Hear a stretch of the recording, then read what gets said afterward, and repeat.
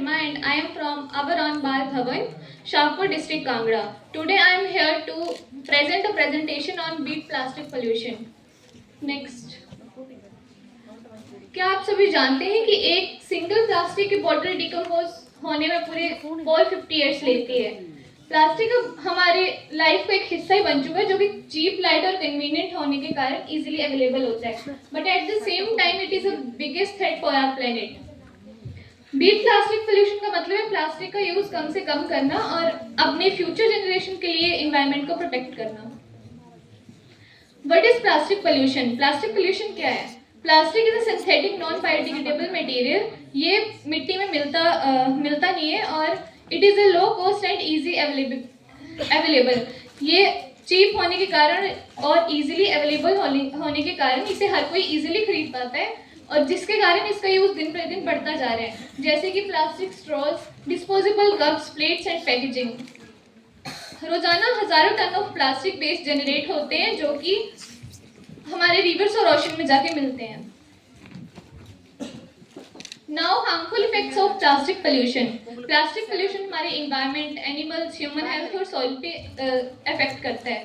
जैसे कि रिवर्स और ओशन जो है वो प्लास्टिक वेस्ट के कारण इफेक्ट होते हैं, और मैराइन एनिमल्स जो होते हैं, पानी में रहने वाले जो जीव होते हैं, इसको खाना समझकर खाते हैं और उनकी डेथ हो जाती है।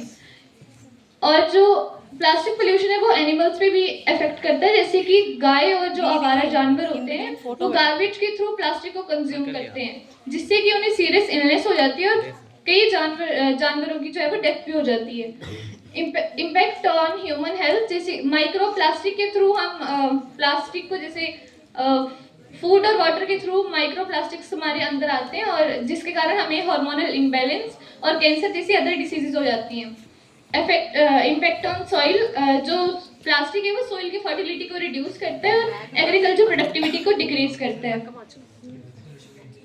Why beat plastic pollution is important? Plastic pollution को हराना जरूरी क्यों है? To protect nature and biodiversity, ताकि हमारा नेचर और बायोडिवर्सिटी जो है वो प्रोटेक्ट हो सके। To ensure healthy future for coming generation के लिए एक हेल्थी फ्यूचर, और to promote a clean and sustainable lifestyle. बहुत से यूनाइटेड नेशंस ने भी जो है वो इसको बीट प्लास्टिक पोल्यूशन को रिड्यूस करने में कदम उठाए हैं। Now solution and our responsibilities. The 5 R's principle: refuse, reduce, reuse, recycle, replace. Say no to single-use plastic. Minimize plastic consumption. Use item multiple time. Dispose plastic properly for recycling. Use cloth, jute, paper or steel alternatives. Conclusion: plastic is a man-made problem and therefore it has a human solution. Plastic हमारे द्वारा बनाई गई समस्या है, क्योंकि हम plastic को use करके जहाँ दिल करता है वहीं फेंक देते हैं, और इसका सोल्यूशन भी हमारे हाथों में। आज लिए गए छोटे छोटे निर्णय हमारे एक अच्छा कल बनाएंगे। और so let us place to reduce plastic use and protect our planet. If we can't reuse it, we can refuse it.